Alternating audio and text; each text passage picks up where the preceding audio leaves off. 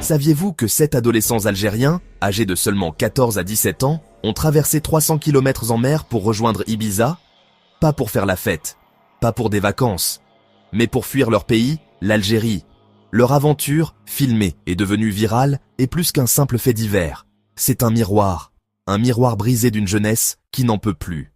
Mercredi dernier, un petit bateau, volé ou loué frauduleusement, fend les vagues de la Méditerranée. À bord, 7 gamins. Oui, des gamins. Après 9 heures de traversée, ils aperçoivent enfin les plages d'Ibiza. Leur réaction? Des cris, des rires, une explosion de joie.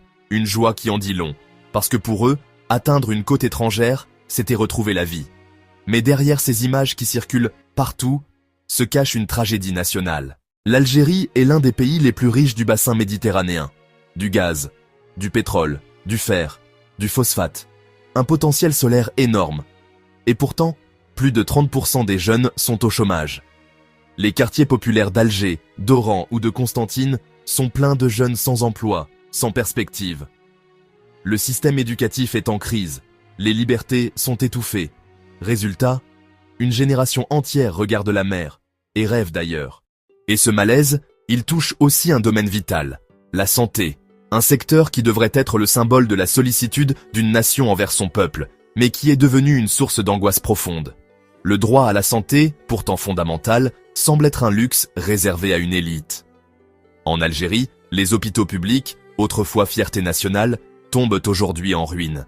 Les murs racontent des décennies de négligence et de sous-investissement. Ce qui devrait être un sanctuaire de guérison est devenu pour beaucoup un lieu de peur.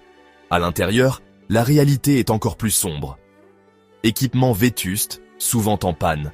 Des scanners hors service pendant des mois. Des blocs opératoires manquant d'outils essentiels. La pénurie de médicaments est une crise chronique. Des antibiotiques de base aux traitements vitaux contre le cancer, les étagères des pharmacies sont souvent vides, forçant les familles à se tourner vers le marché noir. Et au cœur de ce système, le personnel soignant est à bout de souffle. Médecins surmenés, sous-payés, et confrontés à une pression psychologique immense. Beaucoup, ne voyant aucun avenir, choisissent l'exil. Une fuite des cerveaux qui vide le pays de ses talents et affaiblit encore davantage le système. Les conséquences pour les patients sont dramatiques. Des malades abandonnés dans les couloirs, faute de lit, parfois pendant des jours. Chaque visage raconte une histoire de souffrance, de dignité bafouée face à l'échec institutionnel. Mais la preuve la plus accablante de cette faillite, c'est l'hypocrisie flagrante de ceux qui sont au pouvoir. Les dirigeants eux-mêmes ne se soignent pas en Algérie. Ils n'ont aucune confiance dans le système qu'ils sont censés gérer. Le président Abdelmadjid Tebboune, hospitalisé en Allemagne pour une pathologie sérieuse. Le général Saïd Chengriha, chef d'état-major, soigné en France, comme la majorité de l'élite politique et militaire. C'est un secret de polichinelle. Ces hommes, qui proclament sans cesse leur patriotisme, n'ont même pas confiance en leurs propres hôpitaux. Si leur famille tombe malade, direction Paris ou Berlin. Ce tourisme médical de l'élite est financé par des fonds publics, les mêmes fonds qui manquent si cruellement aux hôpitaux du pays. Mais pour le peuple, des hôpitaux délabrés, un système de santé à 2 vitesses qui est plus qu'un échec politique, c'est une profonde blessure morale. Un symbole d'injustice, un symbole d'abandon. Alors, pourquoi ces ados ont-ils fui? Pourquoi risquer sa vie en mer à 16 ans? La réponse est complexe et dépasse de loin les simples raisons économiques. Ce n'est pas seulement la pauvreté ou le chômage, même s'il frappe un jeune sur 3. Il fuyait un mal plus profond, un sentiment d'injustice et de mépris qu'il nomme la ogra. Il fuit l'absence totale d'avenir, le sentiment que, peu importe les efforts ou les diplômes, les portes resteront closes. Un horizon bouché, un futur confisqué par un système qui ne leur laisse aucune place. Ce désespoir est le fruit de décennies d'échecs de la gouvernance.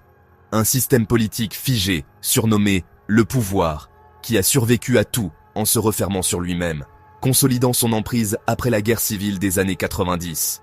1. Corruption endémique. En 20 ans, l'Algérie a gagné plus de 1000 milliards de dollars grâce aux hydrocarbures. Une fortune qui s'est évaporée, enrichissant une petite élite pendant que les infrastructures publiques se dégradaient. Un pillage organisé des ressources du pays. 2. Aucune vision économique. L'économie dépend entièrement du pétrole et du gaz, la rendant instable. La bureaucratie et le clientélisme étouffent toute initiative privée. Pour un jeune, créer son entreprise sans piston relève de l'impossible. 3. Répression politique. Le Irak de 2019, cet immense espoir populaire pour un état de droit, a été brutalement étouffé. La réponse du pouvoir a été une vague d'arrestations, refermant l'espace d'expression et, avec lui, la porte de l'espoir pour toute une génération. 4. Et des services publics abandonnés. Le système de santé en est le symbole le plus tragique. La pandémie de Covid-19 a révélé l'ampleur du désastre. Sans moyens ni relations, se soigner devient un parcours du combattant. Le résultat est un paradoxe tragique. Un pays riche avec une population qui s'appauvrit. Une nation dirigée par une élite qui semble ne penser qu'à elle-même, rompant le contrat social le plus élémentaire, offrir un avenir à ses enfants. Regardez attentivement ces visages. À première vue, c'est la joie qui domine. Mais les sourires de ces adolescents, posant le pied pour la première fois sur le sol espagnol, sont bien plus complexes. Ils sont le masque d'un soulagement immense après une traversée périlleuse, mais aussi la cicatrice d'un déracinement profond. Chaque sourire porte en lui le poids des nuits d'angoisse en mer et l'incertitude d'un avenir à construire. C'est un contraste cruel, presque ironique. Ils débarquent à Ibiza, l'île de la fête, symbole mondial de l'insouciance et des vacances. Pour eux, ce n'est pas une destination de rêve, mais un refuge précaire. La joie brute de toucher une terre qu'ils croient de synonyme de liberté se heurte violemment à la tristesse lancinante d'avoir dû fuir leur patrie. Une Algérie qu'ils aiment, mais qui, disent-ils, ne leur offre aucune perspective, aucune voie, aucune protection. Ce phénomène porte un nom, la harga. Brûler. Brûler les frontières, brûler ses papiers, brûler son passé pour tenter de renaître ailleurs. Pendant des années, la harga était l'affaire de jeunes adultes, des hommes et des femmes, cherchant un travail ou une liberté qu'ils ne trouvaient pas chez eux. Ils partaient, le cœur lourd, mais avec la maturité de leur décision. Mais aujourd'hui, le visage de la harga change.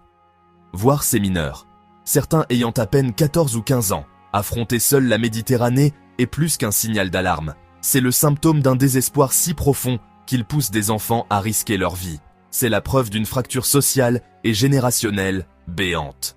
Un cri d'alerte assourdissant que le pouvoir algérien s'obstine à ignorer, préférant le silence ou la répression à une véritable prise en compte du mal-être de sa jeunesse. Pour ces enfants, le silence du pouvoir est une condamnation, et la mer, leur seule issue. Au fond, ce n'est pas la Méditerranée qui pousse ces enfants à fuir, c'est l'Algérie elle-même. Un pays riche, mais incapable d'offrir espoir, dignité, santé et avenir à ses jeunes. Les responsables algériens portent une responsabilité historique. Ils ont échoué. Et chaque adolescent qui prend la mer est une accusation vivante contre eux. Les 7 d'Ibiza resteront dans les mémoires. Pas comme des fugitifs, mais comme le miroir brisé d'une jeunesse qui n'en peut plus. Alors, dites-moi dans les commentaires, que ressentez-vous en voyant des enfants de 14 ans risquer leur vie pour fuir leur propre pays? Et surtout, qui doit rendre des comptes? Abonnez-vous à notre chaîne. Cliquez sur la cloche pour rester au courant de l'actualité algérienne.